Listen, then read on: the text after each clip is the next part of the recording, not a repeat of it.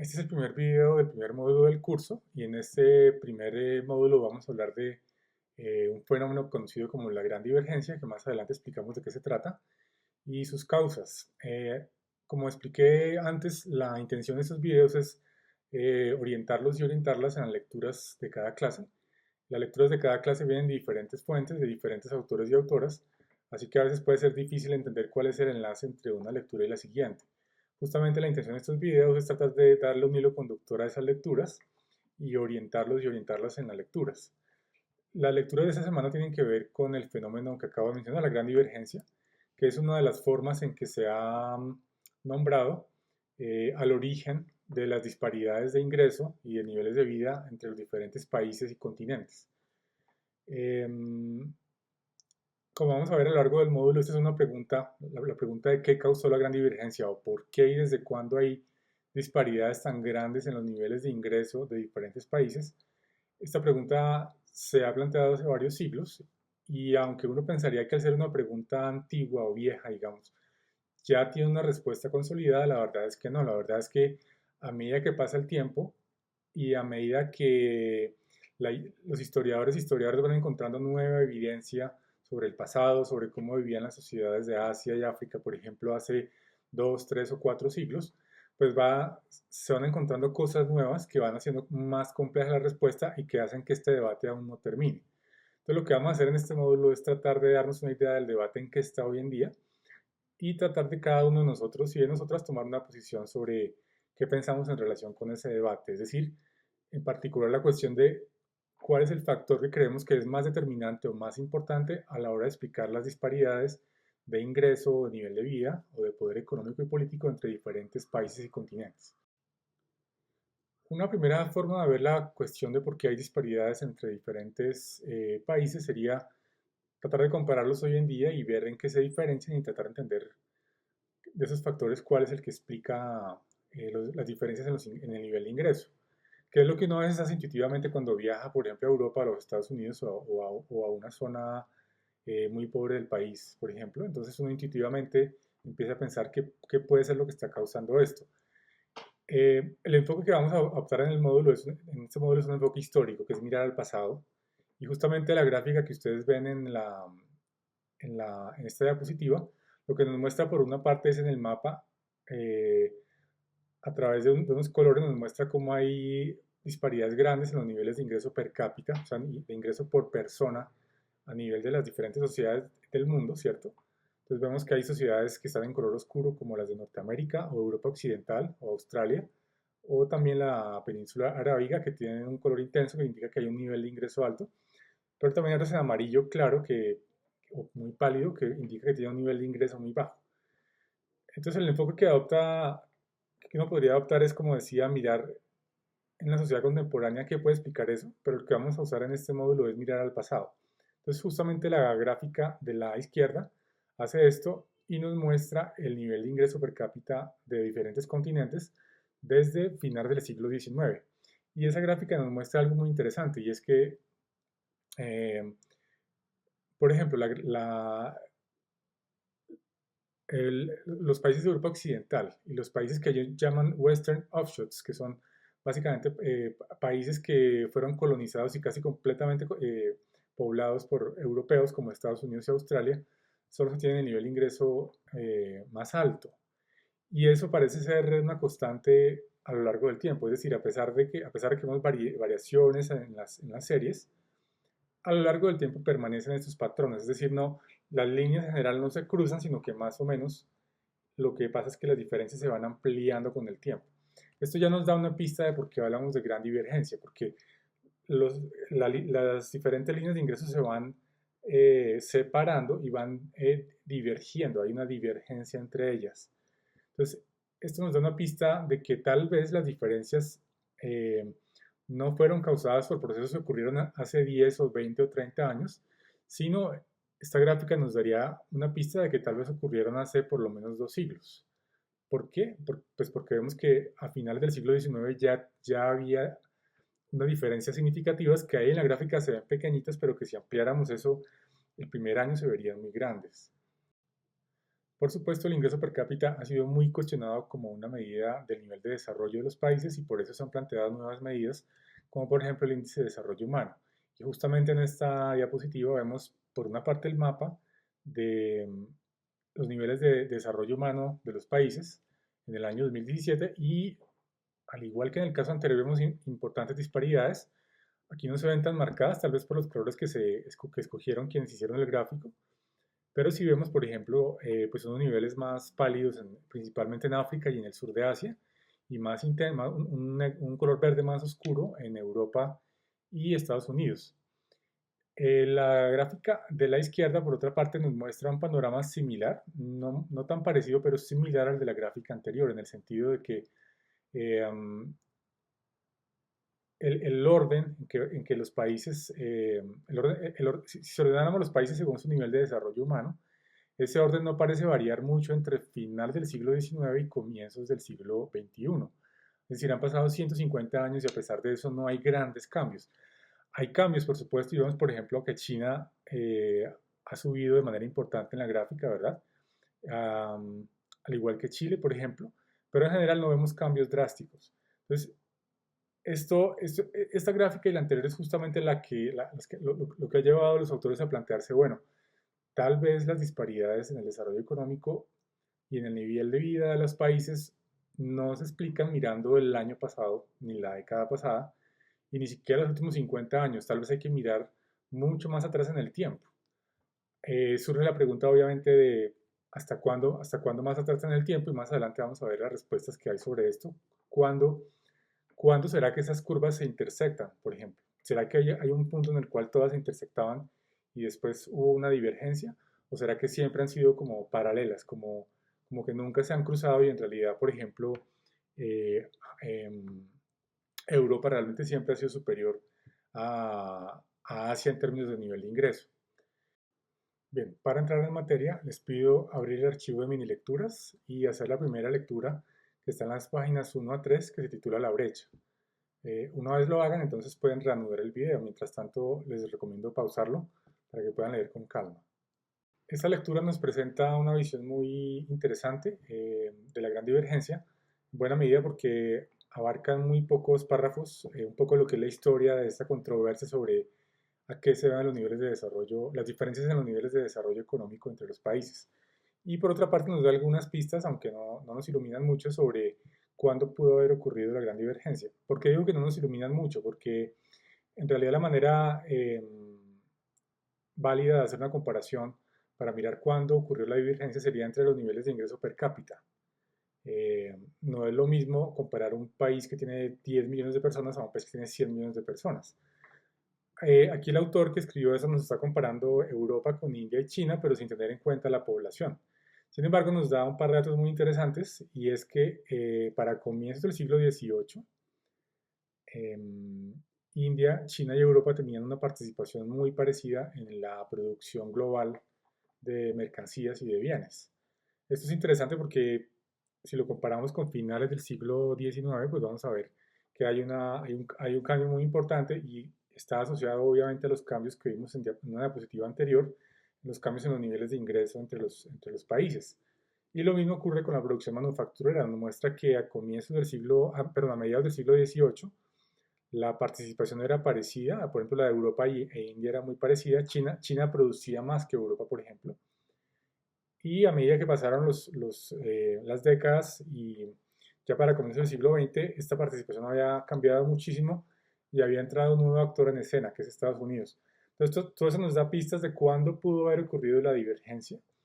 Pero más interesante aún es lo que comentaba hace un momento, y es que este autor nos da una revisión muy rápida de qué ideas se han propuesto sobre a qué se debe esa divergencia. Entonces, para empezar, vemos que originalmente los colonizadores españoles al llegar a las Américas se sorprendieron de ver qué tan rápido podían conquistar pues Centroamérica, Suramérica, y atribuyeron esta facilidad pues básicamente tener pues a la religión cristiana. Esta idea va a ser después retomada por Max Weber de una manera un poco diferente, que va a plantear que en la religión protestante, no en la católica, sino en la protestante, está la raíz del capitalismo y está la raíz de la riqueza que caracteriza a Europa occidental. Esta idea la vamos a discutir con más detalle en una clase posterior. Por ahora dejémosla ahí mencionada. En el gráfico que ustedes tienen ahí en la pantalla, ven un pentágono en el cual encuentran 5 palabras, 5 términos, que son los que vamos a priorizar en el resto del módulo para tratar de entender qué causó esta brecha o qué causó la gran divergencia. Estos 5 términos corresponden a 5 factores determinantes que a juicio de diferentes autores y autoras son los que realmente han impulsado eh, y han creado esa gran divergencia.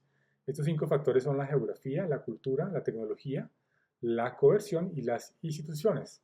Entonces, en la clase de hoy vamos a hablar principalmente de la geografía. En la clase que viene vamos a hablar principalmente de la cultura, la tecnología y las instituciones. Y en la tercera clase vamos a hablar principalmente de la coerción. En cada clase vamos a ver autores que están a favor y en contra de cada hipótesis, sobre qué factor es el que predomina. Aquí quisiera subrayar algo importante y es que en realidad ningún autor considera que haya un solo factor que sea el que explica todo. En realidad todos los autores están de acuerdo en que la- esta divergencia entre los diferentes países y continentes la explican diferentes factores, pero cada autor tiende a darle relevancia a un factor en especial. Cada autor piensa, bueno, son estos 5, pero hay uno en particular que es el que va a ser el que es el más importante, ¿cierto? Entonces, para dar un ejemplo, Weber le va a dar mucha importancia a la cultura. eh, bueno, cada autor le va a dar importancia a un factor en particular, y justamente el ejercicio que vamos a hacer al final del módulo es, eh, una vez que hayamos leído todos los puntos de vista, cada uno de nosotros y nosotros va a tratar de pensar, yo qué factor creo que es el importante o qué pareja de factores pueden ser los importantes o los más importantes con relación a los demás. Bien, entonces para continuar con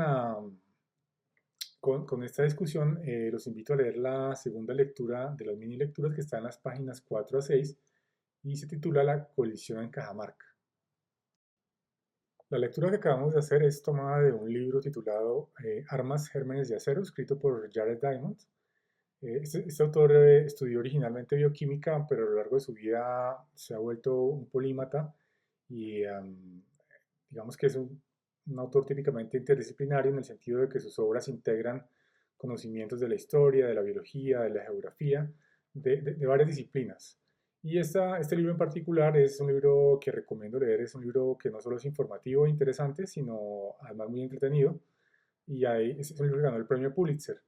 En este libro, pues él, como en otras obras que ha escrito, se pregunta qué explica el colapso de algunas civilizaciones o sociedades en el pasado y qué explica que hayan florecido. Entonces, aquí en particular está interesado en esta sección en la cuestión de qué es lo que explica que los españoles hayan conquistado a los incas y los hayan dominado y no lo contrario. ¿Por qué no fueron los incas los que fueron hasta Europa o hasta Madrid y conquistaron España?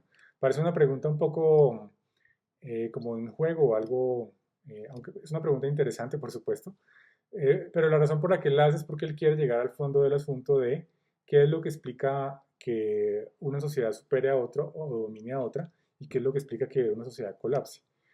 Entonces aquí al final de esta narración en la que él nos cuenta un poco los eventos que ocurrieron en Cajamarca, los errores que cometió Atahualpa, que lo llevaron a ser engañado fácilmente por Pizarro, eh, él concluye entonces con una serie de factores que a juicio de él son los que van a determinar la victoria de Pizarro.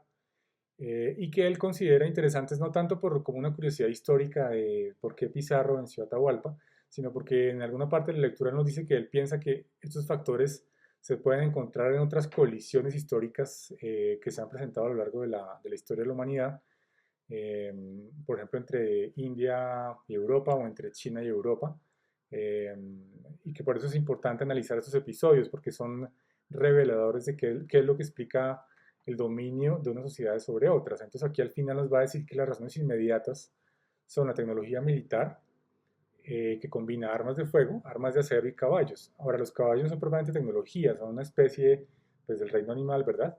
Aquí se está refiriendo al hecho de que los europeos pues, supieran montar, domesticar a los caballos y además supieran usarlo para la guerra, mientras los incas no lo supieran. Un factor muy importante que son las enfermedades infecciosas que van a ser determinantes en la muerte de muchísimas personas, de muchísimos indígenas en las Américas, justo después de la colonización española. La tecnología marítima europea, que es la que va a determinar que los españoles puedan llegar hasta las Américas, puedan cruzar el Atlántico y no lo contrario. Y la organización política centralizada de los estados europeos, este es un punto que no es tan convincente porque vemos que también los incas también tienen una organización política centralizada y la escritura. Sin embargo, este autor nos va a plantear algo más interesante que es lo que vamos a ver enseguida y es, nos va a decir que estas son causas inmediatas, pero que de fondo, lo que está de fondo detrás de todo esto es la geografía. Cuando uno lee estas razones no parece haber nada geográfico, pero él nos va a decir, ojo, porque es la geografía la que está en el fondo de todo esto. El argumento de Diamond sobre la importancia de la geografía se ilustra de manera gráfica en la parte derecha de la diapositiva. En la parte de abajo ustedes ven los factores inmediatos que a juicio de Diamond son claves para entender por qué Pizarro capturó a Atahualpa. Y están allí mencionados los mismos que vimos en la lectura. Pero él considera que en últimas la razón por la cual los españoles tenían acceso a armas de fuego, a espadas de acero, a escritura y tenían inmunidad frente a una serie de enfermedades, tiene que ver con la orientación de los continentes. Esto está explicado en la imagen de la izquierda, donde vemos cómo este bloque de tierra que él llama Eurasia, que es la suma de Europa con Asia, pues tiene una forma tal y una geografía que permite el intercambio fácil de ideas, de especies vegetales, es decir, de plantas, de cultivos, de especies animales como por ejemplo los caballos, pero también de enfermedades, que va a facilitar que todas las culturas y civilizaciones ubicadas en todo este gran bloque de Eurasia puedan intercambiar ideas, especies y enfermedades, y esto a lo largo de los siglos los va haciendo más fuertes. Diferente a lo que ocurre en las Américas. Si miramos las Américas por un lado presentan, eh, es más difícil atravesarlas de norte a sur. Recordemos que estamos hablando del siglo XV. Claro, en la actualidad podríamos tomar un avión, ¿verdad? O un barco, pero estamos hablando de los siglos XV y antes. Entonces esto implica que la única manera realmente de atravesar, por ejemplo, de Sudamérica a Norteamérica sería por el tapón del Darién, que es un estrecho muy pequeño. Adicionalmente, vemos otra dificultad y es la variación en los climas. Mientras que Eurasia por su forma, perdón, tiene un clima muy parecido a todo lo ancho del continente, digamos. En las Américas encontramos tanto climas muy fríos en el norte y en el sur, como un clima tropical en la mitad. Esto implica que, por ejemplo, si alguien quisiera llevar plantas desde el sur del continente hacia el norte, es posible que esas plantas perecieran al llegar a los trópicos, porque no son plantas adecuadas para los trópicos. Y lo mismo podría ocurrir con especies animales.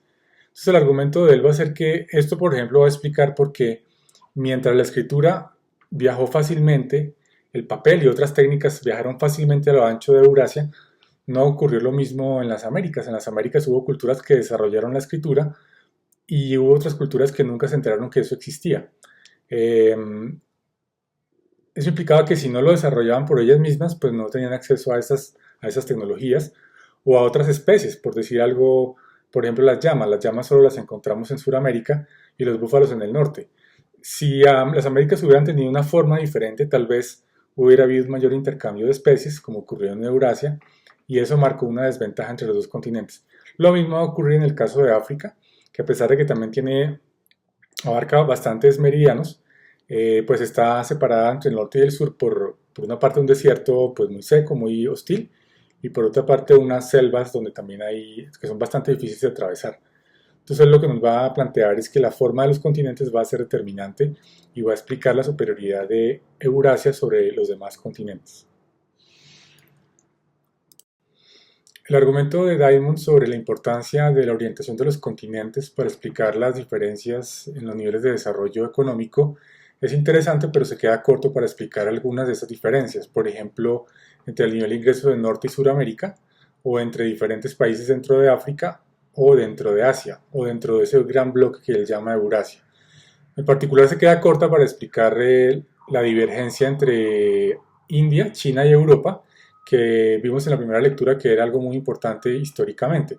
Si miramos un poco al pasado, podemos constatar, por ejemplo, que China era una economía muy importante en los siglos XIV y XV. Vemos que exportaba té, porcelanas, seda, y que tenía un intercambio comercial muy intenso con Mongolia, con Japón, con sureste de Asia, y por supuesto con Europa también a través de la ruta de la seda y también de rutas oceánicas que iban por el Océano Índico, eh, por el Golfo Pérsico hasta llegar al Mediterráneo y de allí hasta, pues, hasta las ciudades europeas. Dentro de los factores que nos menciona Diamond, recordemos que él nos habla de los caballos, las armas de fuego y las espadas de acero, los buques o barcos con capacidad para cruzar océanos, la organización política, la escritura y las enfermedades epidémicas. En realidad, estos factores casi todos son comunes tanto a Europa como a Asia. Tal vez las principales diferencias estarían en la capacidad de los barcos y en la capacidad bélica representada en la tecnología bélica, tecnología militar. De este último tema hablaremos en la tercera clase de este módulo, pero por ahora, si vemos en esta diapositiva, encontramos que ya para el siglo XV los chinos estaban explorando y navegando el Océano Índico y habían llegado hasta el oriente de África, hasta la actual Tanzania. A comienzos del siglo XV hubo varias expediciones patrocinadas por el imperio chino, y aquí en esta imagen de la izquierda ustedes ven una estampilla de Indonesia donde justamente se representa la imagen que aparentemente tenía uno de estos grandes buques que se usaban para navegar alrededor de la India, de la península arábica y de África. Y estos viajes fueron realizados por un explorador muy famoso en China que es Shen He, que realmente en las Américas no lo conocemos, en Occidente no es muy mencionado, pero está otra vez recuperando su fama porque pues, realmente hizo unas travesías pues, muy largas, eh, y por eso se está volviendo famoso de nuevo, Shen He. Entonces vemos que Shen He había llegado hasta Tanzania como en ese momento. Tal vez la principal diferencia que notamos, por ejemplo, con los viajes de Colón y de Vasco da Gama, es que si observamos estos mapas que estamos viendo en la diapositiva, pues Shen He parece que no se alejaba nunca demasiado de la costa. Tal vez las naves que tenía no estaban equipadas para navegar en alta mar y para soportar unos oleajes fuertes, cosa que los galeones españoles sí conseguían. En cualquier caso, lo que me parece importante destacar en este punto es que para el momento del encuentro de Colón con las Américas, la economía de China, de India y del sureste asiático era muy importante a escala planetaria. Era una economía donde, como veíamos en ese momento, los chinos exportaban varios productos. En el sureste de Asia se producían además especies que eran muy apreciadas en Europa, y en la India se producían también telas que también eran muy apreciadas y codiciadas en Europa. Debido justamente a esta riqueza de productos y esta riqueza comercial es que tanto Colón como Vasco da Gama emprendieron sus viajes. Recordemos que Colón llegó a las Américas por accidente y que lo que él realmente quería hacer era llegar al sureste de Asia. A él le interesaba justamente encontrar una ruta que permitiera eliminar todos los intermediarios comerciales que había en la ruta de la seda para llevar productos del sureste de Asia, de China y de la India hasta Europa. Su intención era principalmente comercial y su intención era como comerciante poder llevar esos productos de una manera más barata y obviamente quedarse con el margen. Vasco da Gama tenía un poco la misma ambición y justamente su travesía que hizo pocos años después de la llegada de Colón a las Américas consistió en encontrar el extremo sur de África para poder de esa manera llegar al Océano Índico y hacer el comercio, iniciar el tránsito y el comercio de estas mercancías sin pasar por los Balcanes, por Irán, por la península arábiga, por toda esta zona que implicaba pasar por muchos comerciantes y encarecía pues todas las mercancías. Recordemos que esa es la principal motivación de estos navegantes. En la siguiente lectura vamos justamente a revisar el argumento de un autor que se hizo una pregunta parecida a la de Diamond, solo que la hizo en relación con China. Su pregunta es por qué fueron los ingleses los que llegaron hasta Pekín y obligaron al emperador a firmar un acuerdo comercial que los beneficiaba, y no ocurrió al contrario. ¿Por qué no fueron los chinos los que navegaron hasta Londres y obligaron a la reina Victoria a firmar un acuerdo ventajoso para ellos? Esta lectura está en las páginas 7 a 9 de las mini lecturas, entonces les sugiero hacerla y pausar el video mientras terminan. Bien, en esta lectura, Ian Morris nos propone un argumento similar al de Diamond sobre la centralidad de la geografía, la importancia que tiene para determinar o explicar la divergencia de ingresos entre continentes y entre países. El argumento de Morris va a ser un poco diferente y lo vamos a revisar en un momento. Antes quisiera que miráramos su noción del desarrollo social, esta idea que él propone del desarrollo social. ¿Por qué propone él esta idea? Porque a él le interesa saber si en realidad Occidente siempre fue más avanzado que Oriente y si lo fue, entonces, ¿a qué se debe eso? Y si no lo fue, ¿desde cuándo es más avanzado? Él tiene el problema de que no, al igual que otros autores, pues no cuenta con estadísticas de ingreso per cápita en cada país, pues para empezar porque hace 4 siglos pues no había países, por ejemplo. Entonces, y además le interesa ir hasta el siglo XIV antes de Cristo, así que es muy difícil tener estadísticas económicas. Entonces él se inventa una medida que él llama desarrollo social, que es sencillamente una manera de tratar de entender o de medir la complejidad y la sofisticación de cada sociedad. Y esta medida comprende 4 indicadores que son el consumo calórico diario promedio de los habitantes, el nivel de urbanización medido por la ciudad más grande de cada imperio, de cada sociedad, el poderío militar y la habilidad para manejar y almacenar y transmitir información, que implica tener escritura por ejemplo, imprentas y que la gente pueda leer y escribir. Entonces, obviamente es una metodología debatible, pero es la manera que él propone pues, para poder hacer estas comparaciones a lo largo de varios milenios. En la gráfica que ustedes ven en la lectura, justamente vemos que tanto que Oriente y Occidente realmente han estado muy cerca el uno del otro a lo largo del tiempo. Él propone que Occidente ha estado ligeramente más avanzado que Oriente, excepto en un periodo que va aproximadamente entre el siglo VI y el siglo XVIII. En este periodo, Oriente fue más avanzado que Occidente. Esto se ve de manera más clara en la diapositiva que tenemos en pantalla. Aquí vemos el mismo gráfico, pero con un zoom desde el siglo XVI antes de Cristo hasta la actualidad. Y allí vemos justamente cómo Occidente estaba más avanzado desde el punto de vista del desarrollo social, excepto en el periodo que va entre el siglo VI aproximadamente y el siglo XVIII. Otro aspecto interesante de esta medida que él propone de desarrollo social es que él identifica lo que él denomina techos duros, que en la gráfica lo podemos ver con una línea horizontal que tiene la letra A. El techo duro se refiere a un punto en el cual una sociedad está creciendo y enfrenta un límite, en este caso ecológico, que le impide crecer más. Concretamente, ¿cuál es lo que él llama el techo duro de los 43 puntos? Se refiere a un techo ecológico en el cual las sociedades requieren tanta biomasa, concretamente tanta leña, tantos cultivos, que requieren expandirse demasiado y no consiguen conseguir ni toda la leña, ni toda la energía, ni todos los alimentos para la población que tienen.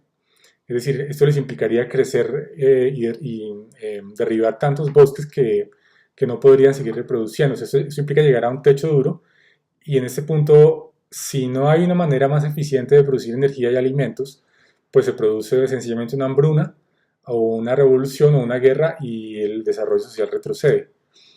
El argumento de él es que Occidente logró superar este techo duro gracias a la revolución industrial, a la capacidad para extraer energía de combustibles fósiles que antes no estaba tan desarrollada, y eso nos va a llevar posteriormente a la cuestión de la geografía.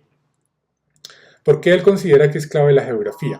Entonces, a diferencia de Diamond, no tiene nada que ver con la orientación de los continentes. Él ve la geografía como algo más fortuito y como un asunto de suerte. Entonces vemos 3 ideas que él nos propone.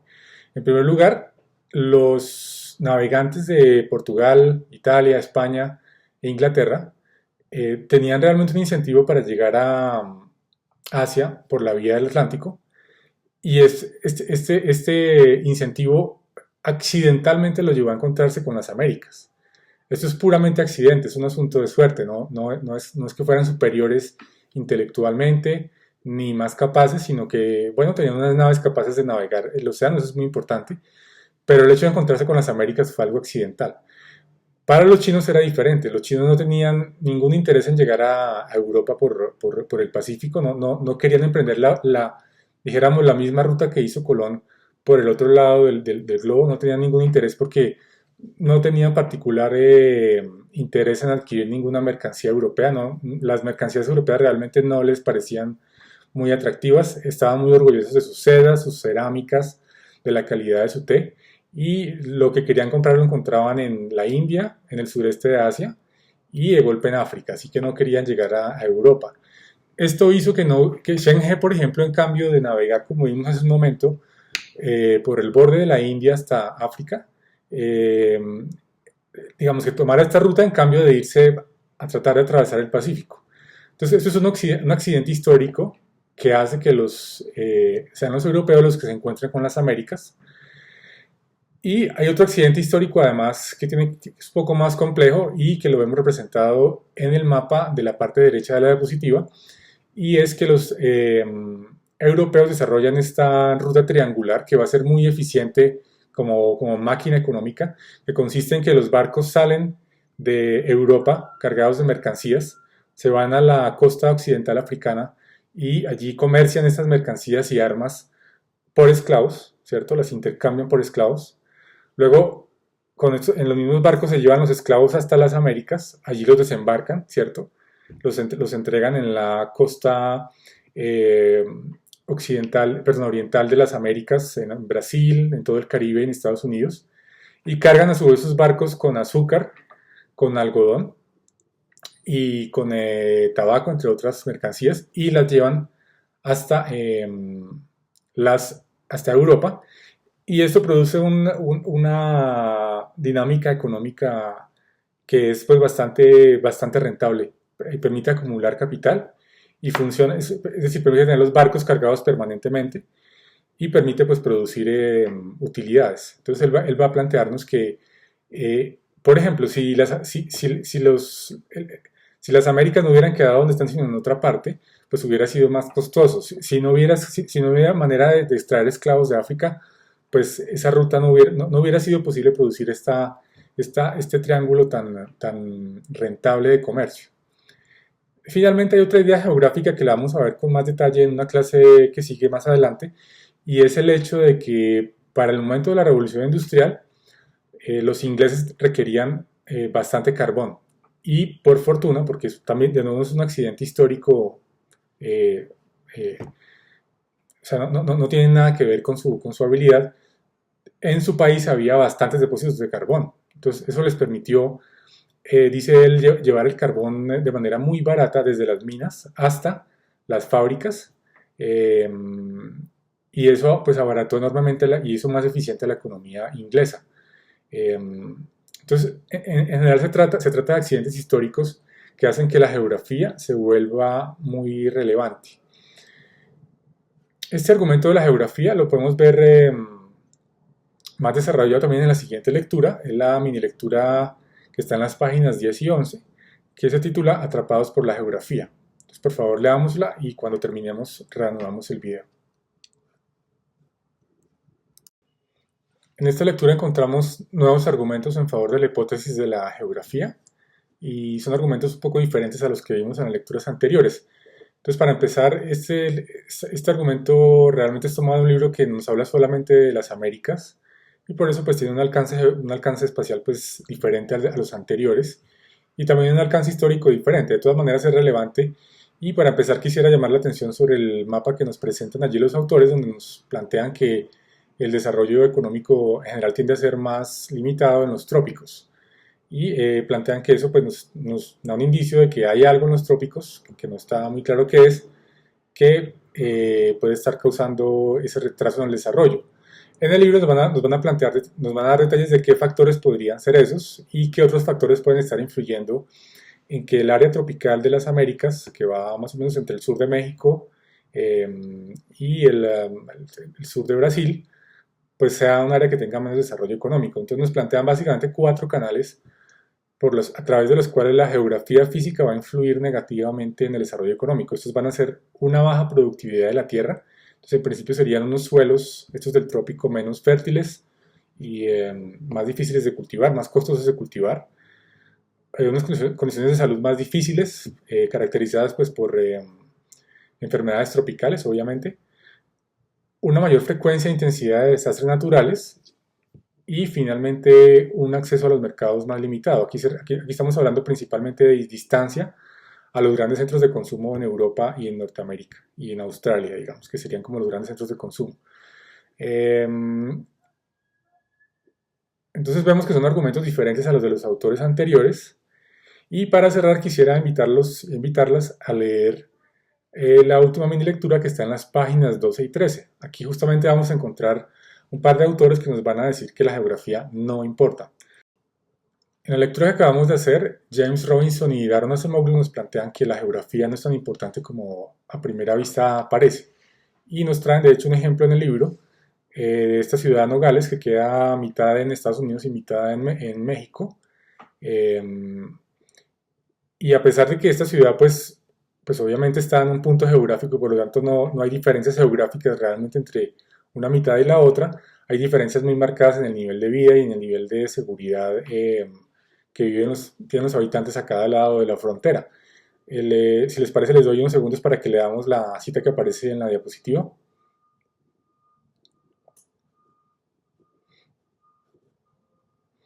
Entonces vemos que hay diferencias marcadas y la geografía pues es la misma porque la ciudad es pues una sola. Entonces este es un ejemplo muy sencillo, plantean ellos, que muestra que la geografía no es relevante y en la lectura que ustedes acaban de hacer pues hay unos argumentos más desarrollados de por qué no importa. Entonces, para empezar nos plantean que hay varios países que en la actualidad están ubicados en los trópicos y que tienen niveles de ingreso muy alto. Es posible que no se vean tan grandes en esos mapas como el que nos presentaron los autores anteriores, y por eso no resaltan en ese mapa. Singapur, por ejemplo, es muy pequeño, Botswana también es muy pequeño, pero el hecho es que tienen unos niveles de vida más altos comparados con sus vecinos. Entonces, esto nos implicaría entonces que no es cierto que estar en los trópicos lo condene a uno a vivir en la pobreza y en la miseria. Por otra parte, si uno adopta una perspectiva histórica como hacen ellos, pues lo que plantean ellos es, bueno, es posible que en la actualidad ese mapa que vimos en la lectura anterior pues sea correcto, pero si nos volvemos 300 o 400 años veremos que había civilizaciones muy avanzadas en los trópicos y que de hecho el atraso estaba en las zonas templadas. Por lo tanto, no es cierto que la temperatura per se o el clima per se sea el que determine el nivel de desarrollo económico o la calidad de vida de la gente. Por otra parte, en cuanto a la calidad de vida y la calidad de las tierras, pero en las enfermedades y la calidad de las tierras, pues ellos nos van a plantear que eso en realidad depende de la acción de los gobiernos. Es cierto que en África y en las Américas puede haber enfermedades tropicales, pero la persistencia de esas enfermedades depende más del hecho de que no haya infraestructura, por ejemplo, de que no haya buenos acueductos y alcantarillados, de que no haya buenos sistemas de desagüe en las ciudades. Todo esto favorece pues que haya vectores que transmiten enfermedades tropicales. Y a la inversa, pues uno encuentra que pues durante la Edad Media, las zonas con estaciones sufrieron una gran devastación debido justamente a la peste. Y lo que vino a cambiar las cosas no es que cambiara el clima, es que los gobiernos encontraron cuál era la causa de la peste, qué había que hacer para frenarla, y hicieron las inversiones en salud pública y en infraestructura para frenarla. Y lo mismo podría uno decir con respecto a la calidad de las tierras. Puede que las tierras no sean las mejores, pero si usted las irriga y les pone abonos y las maneja correctamente, pues las tierras se vuelven productivas y usted puede hacer uso de las tierras. Entonces, digamos que la calidad de la tierra no es algo que esté allí dado, sino que se puede modificar.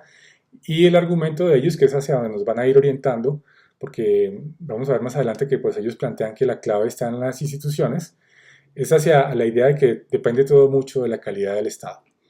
Bien, entonces con esta lectura cerramos este video. En el siguiente video vamos a pasar a otros argumentos, aunque vamos a ver que hay autores que van a seguir mencionando la geografía como algo importante. Aquí vuelvo a una idea que planteé al comienzo de este video y es que cuando hablé de este pentágono, y es que en realidad es difícil encontrar algún autor que descarte de plano alguno de los 5 factores. En general todos los autores consideran que los 5 son importantes e incluso pueden plantear otros nuevos. La diferencia está realmente en qué tan importantes creen ellos que son cada uno de los factores. Entonces, por ejemplo, para el caso de Acemoglu, pues ellos van a decir la geografía pues puede ser algo importante, pero no es determinante. Ahí lo determinante son las instituciones.